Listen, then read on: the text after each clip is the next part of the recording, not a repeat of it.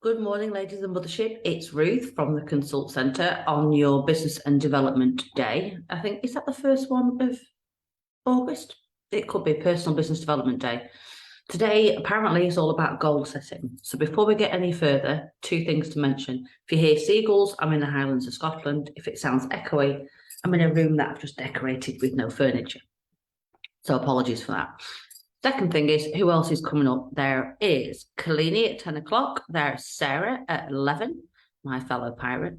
There is Sue Harding at 1 p.m. There is Sheena at 3, and there is Kalini again at 8. So a double dose of Kalini.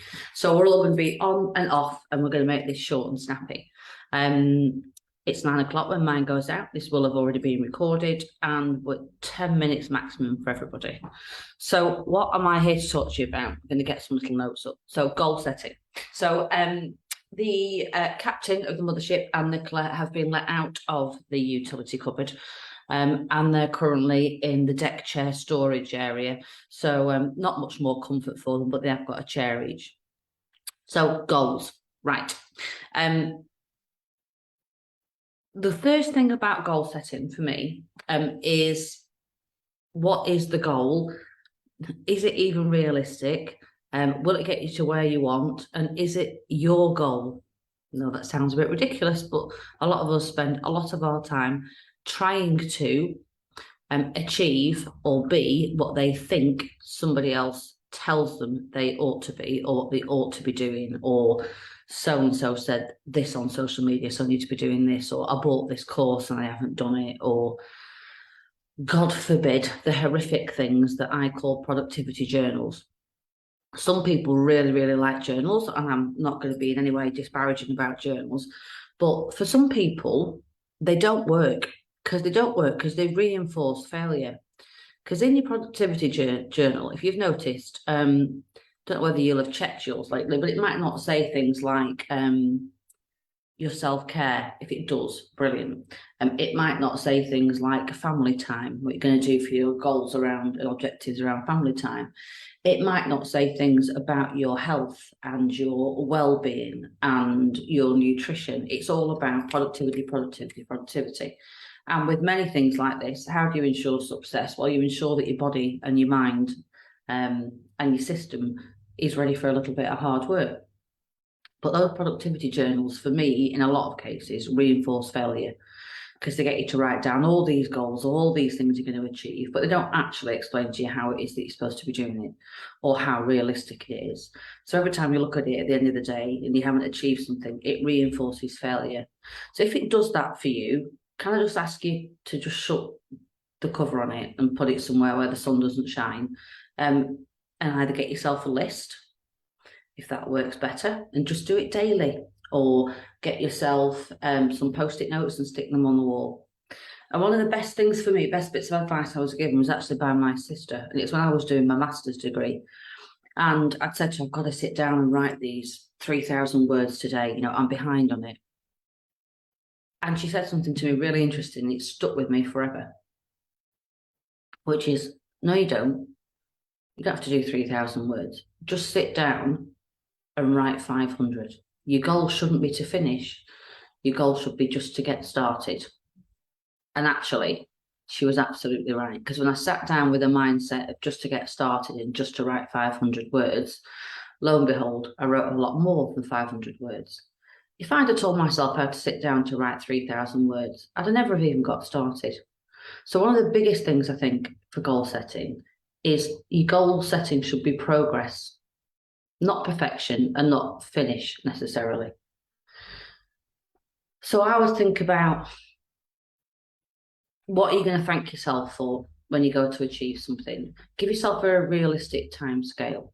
So as I sit here now, I know I have my daughter's wedding in September. I've got other things that I need to get done and achieve.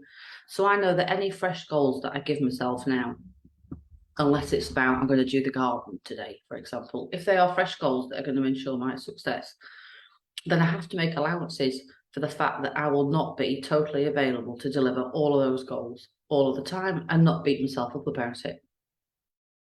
This horrible thief of joy, which is comparison, is a nightmare for a lot of us. So I'll just give you my advice in terms of how I do it.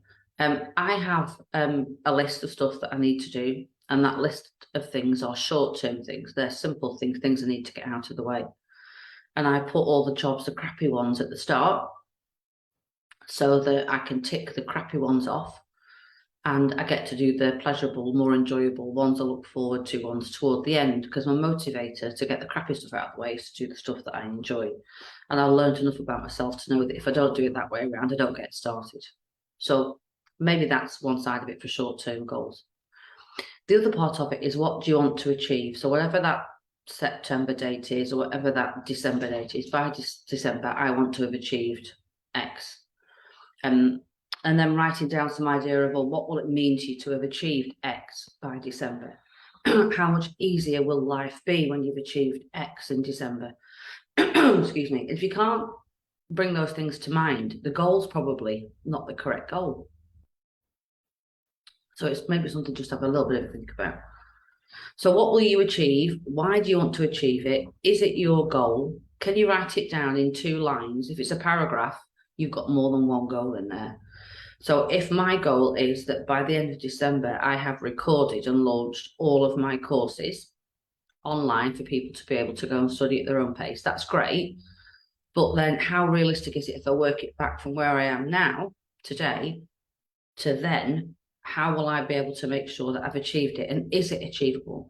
Or actually, should my goal be to have recorded my first 10 courses by the end of December and have those organised? Feels more achievable instantly and far more likely that I'm going to do it.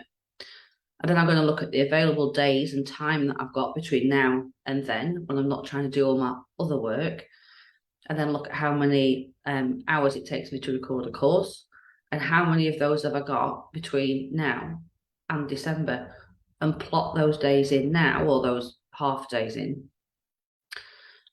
Make sure that they are plotted in, make sure that they are ring fenced, if you will, so that I can't have anybody asking me to do anything else other than that, and stick to them. The other way that I do to help me achieve that is I use lots of post-it notes. Anyone who's seen my office will know this.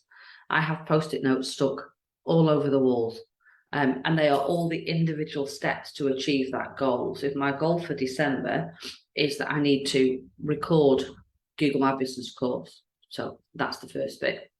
I need to create the handout for the Google My Business course. I need to create the presentation for the Google My Business course. I already know that there's probably, 2 days of work there. So have I put enough of that in the diary to be able to reserve it? And then I need to space out the individual steps that sit within it. And every time I've done one of those steps, I take that post-it note off the wall. But what I also know is that when I put it in the bin, it's a sign of achievement. I've completed something.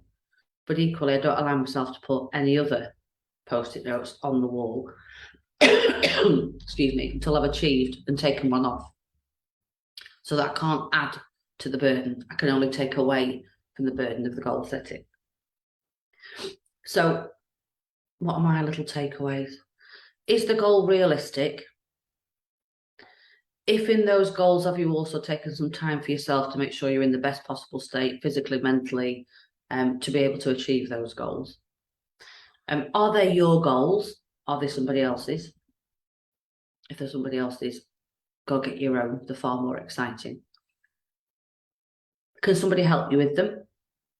Do you have to deliver everything on your own? What will it feel like when you've done them? And why are they more important than anything else? And if you can answer those questions, you've probably got yourself a realistic goal.